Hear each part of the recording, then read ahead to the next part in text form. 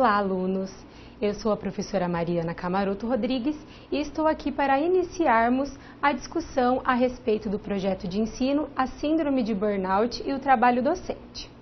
Este projeto será composto por duas aulas, a primeira ministrada por mim e a segunda ministrada pela professora Valéria Leonel.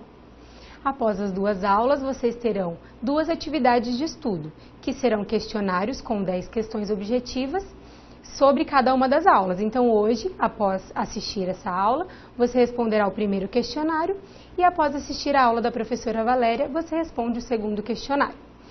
Este projeto, ele tem 20 horas complementares para vocês, para contribuir com as horas complementares que vocês têm que cumprir no curso, e essas horas serão ofertadas para aqueles alunos que cumprirem 60% de aproveitamento no projeto. Então, vamos participar, vamos assistir às aulas e responder aos questionários. Para ajudar nos questionários ou no entendimento do conteúdo, nós teremos também materiais extras. Então, lá na pasta material extra do projeto, teremos textos que podem direcionar os seus estudos e teremos também os vídeos na íntegra que a professora Valéria passará na próxima aula. Ela passará trechos de alguns vídeos, algumas entrevistas e no nosso material extra nós teremos então todos esses vídeos na íntegra.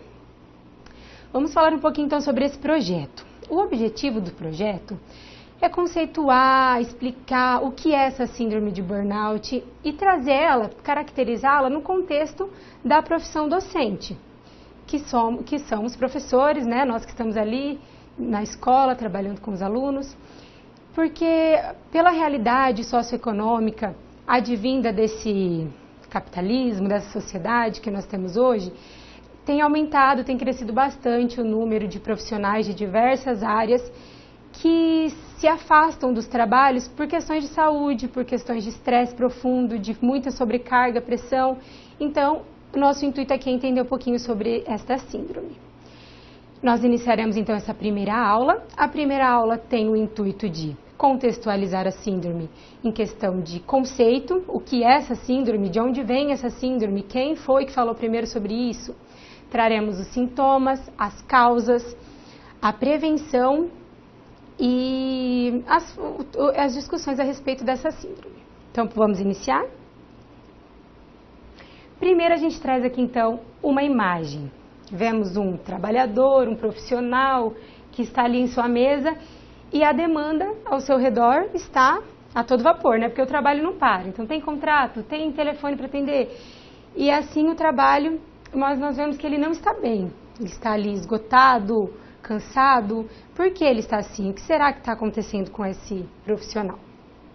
Então, vamos primeiro conceituar a síndrome.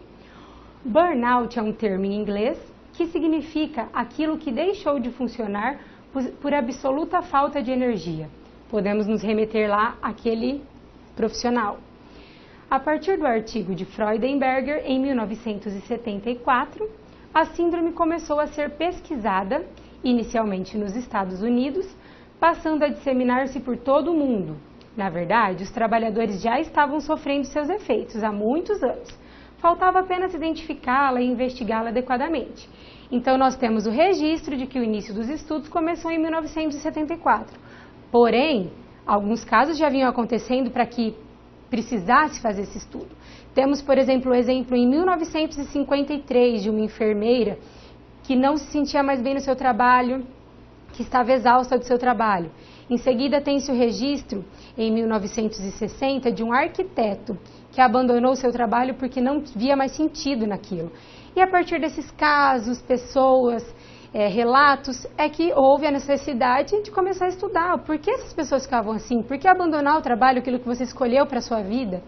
Foi aí, então, que Freudenberger iniciou o seu trabalho, publicando esse artigo. Vamos para o próximo. No início dos anos 80, na Califórnia, a síndrome foi estudada como um fenômeno psicológico, concebendo o burnout como uma resposta ao estresse ocupacional crônico. Então, inicialmente, lá nos anos 80, foi um fenômeno psicológico. É um fenômeno psicológico.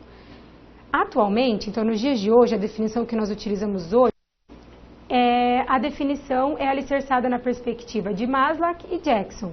em que o burnout é referido como uma síndrome multidimensional constituída por 3 etapas.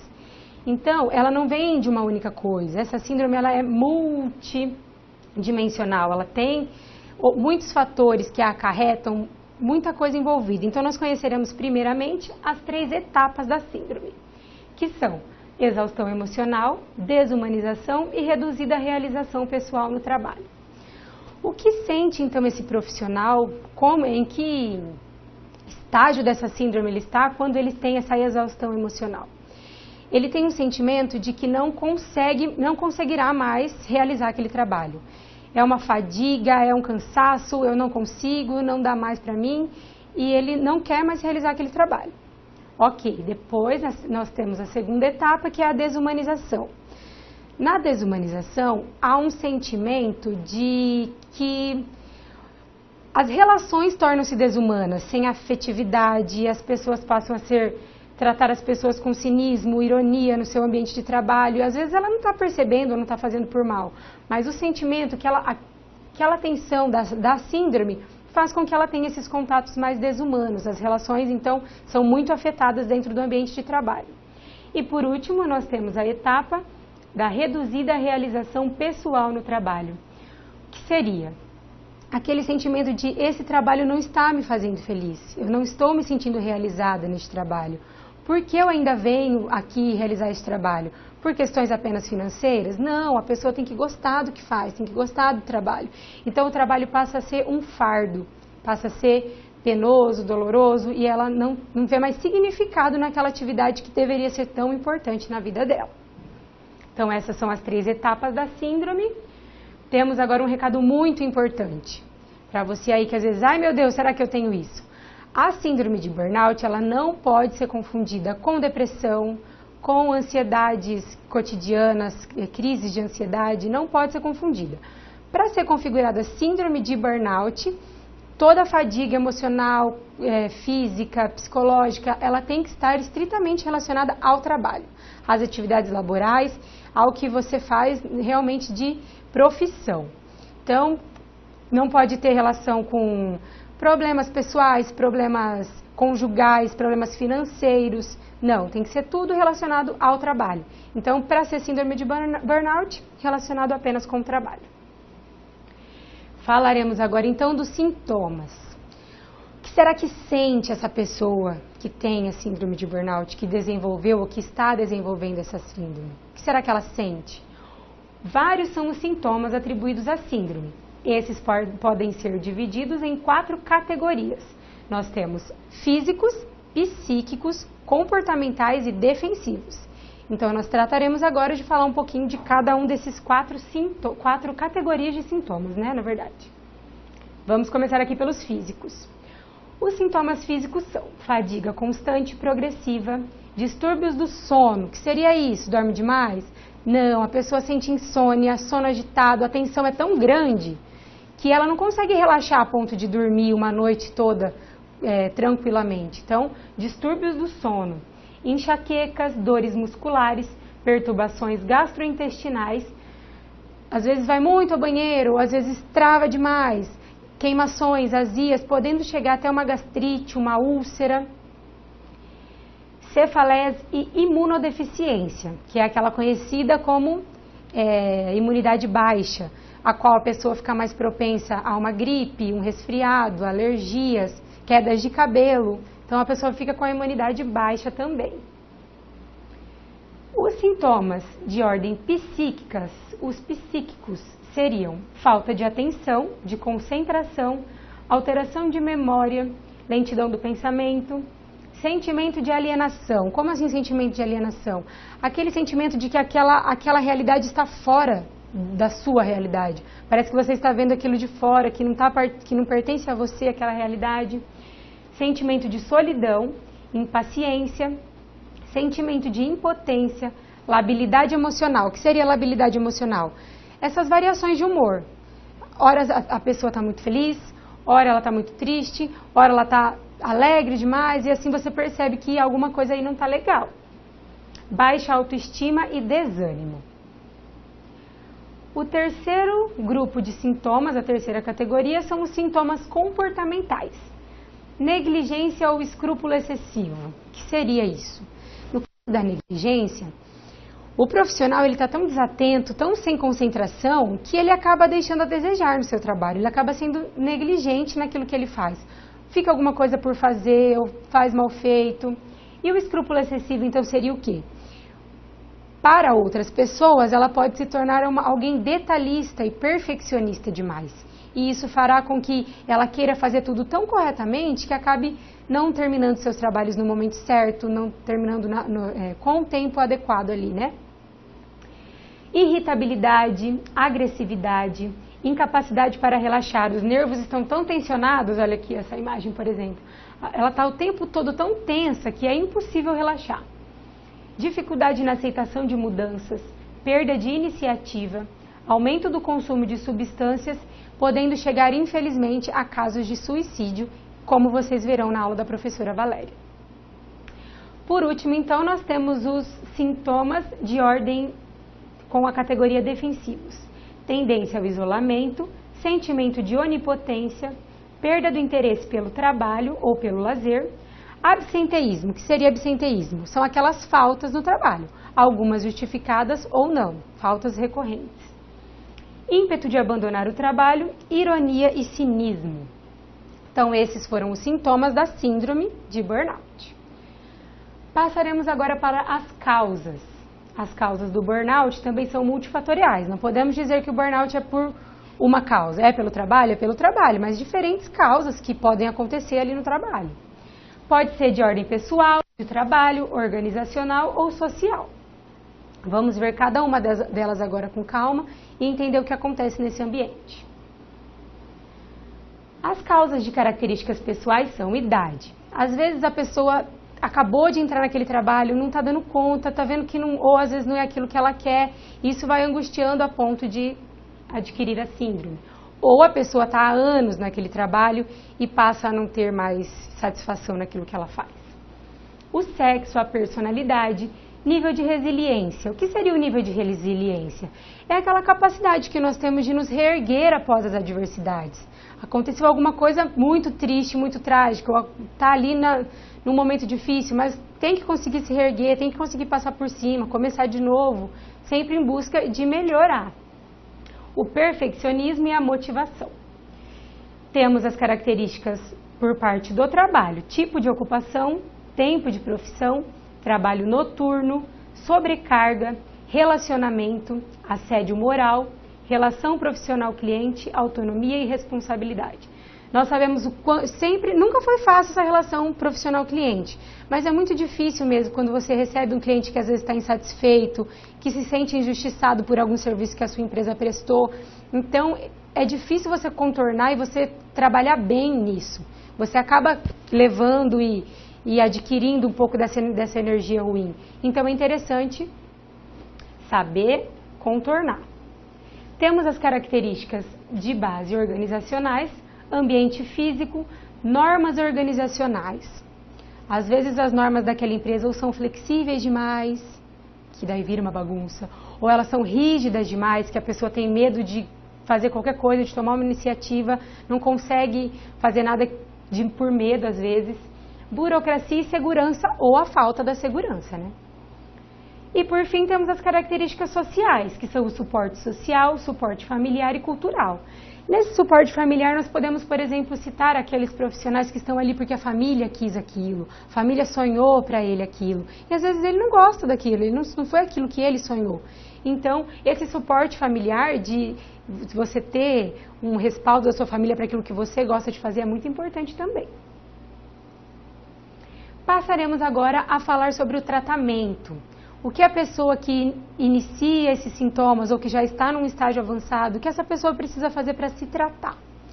Então, o tratamento da síndrome de burnout ele é basicamente feito por medicação e terapia. São essas duas vias. Sempre, claro, pensando que é algo feito ali com um profissional, tudo encaminhado por um profissional da saúde especializado. Atividades físicas e tratamentos alternativos vêm ganhando destaque em casos de estresse. Então, nós temos aí três tratamentos alternativos que são utilizados no tratamento desse estresse, que são a hipnoterapia, a acupuntura e as atividades físicas também. O que seria então essa hipnoterapia? É aquela terapia baseada no sono profundo, que visa direcionar o pensamento do paciente. A acupuntura é aquela terapia na qual são utilizadas agulhas em pontos estratégicos a fim de minimizar o sofrimento ou as dores do paciente. E as atividades físicas, elas são muito importantes, porque elas têm esse intuito de trazer bem-estar físico, emocional, de ter uma qualidade de vida para essa pessoa mesmo. Então, as atividades físicas são muito utilizadas também. Passaremos agora, então, para a prevenção. O que devemos fazer para nos prevenir? Porque a gente sempre acha que nunca vai chegar até a gente. Não, eu não tenho isso aí não. Mas é importante prevenir, é importante adquirir hábitos que vão te ajudar na prevenção dessa síndrome. É necessário que medidas preventivas e de promoção da saúde sejam implementadas, a fim de reduzir a incidência e minimizar os efeitos da síndrome de burnout. Então, a prevenção da síndrome, ela é alicerçada aí num tripé muito importante. Quem são esses 3 elementos tão importantes? A informação, as estratégias individuais e as estratégias institucionais. Informação, como assim? Informação de que é muito importante que as pessoas saibam que essa síndrome existe, quais são os sintomas, as causas e principalmente que elas saibam a quem procurar. O que fazer nesse caso? Eu preciso procurar, onde eu procuro ajuda? Porque a pessoa ela tem grandes chances de se culpar por isso. A pessoa com a síndrome de burnout, ela se culpa, ela acredita que ela é fraca, que ela não está conseguindo realizar suas atividades e aguentar as adversidades. Mas não, ela precisa de ajuda.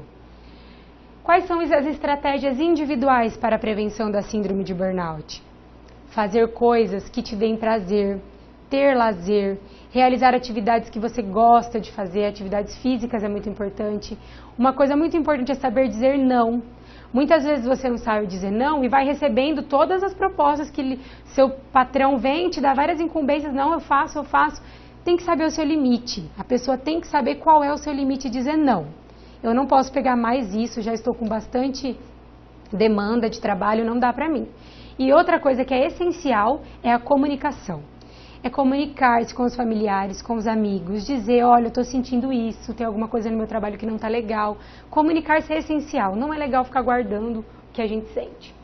E as estratégias institucionais, eu acho que é o que está aí um pouco mais longe. É importante que toda empresa tenha um profissional habilitado em saúde ocupacional, que tenha essa habilidade de resolver os conflitos, solucionar conflitos, que possa também reorganizar férias, talvez, que possa fazer grupos de conversa para que todo mundo ali se sinta bem amparado.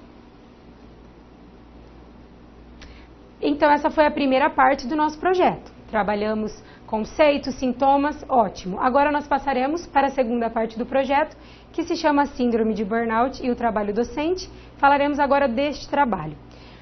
Por quê?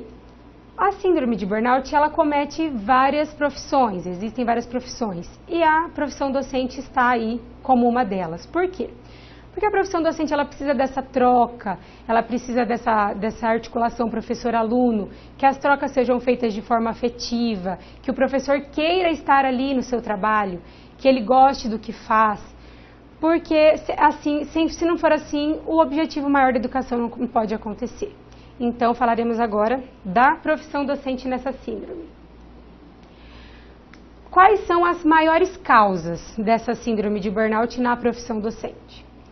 Falta de recursos, falta de tempo, número de alunos, às vezes são salas superlotadas, heterogêneas, temos alunos em diferentes fases do desenvolvimento, em diferentes fases da alfabetização, e isso gera no professor uma angústia sem tamanho.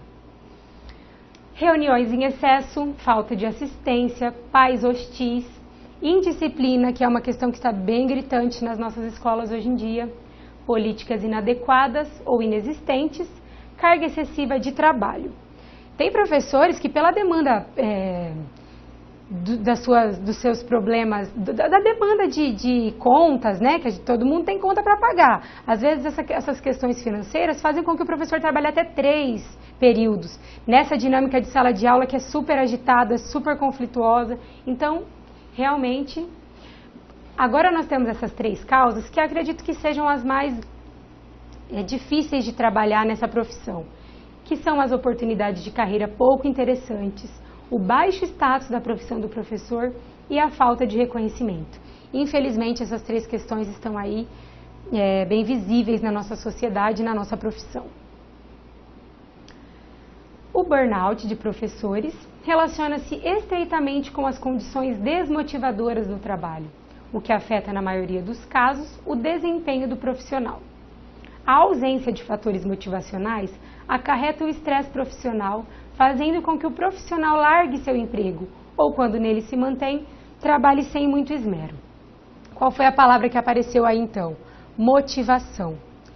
O profissional da educação, ele precisa de motivação para trabalhar, ele precisa gostar do que ele faz, ele precisa estar ali inteiro, precisa de afetividade, de ludicidade, para que o aluno queira ouvir o que ele está falando, para que o aluno consiga adquirir esse conhecimento. O aluno não consegue assimilar conhecimentos por meio de pressão, e o professor não é o culpado por isso.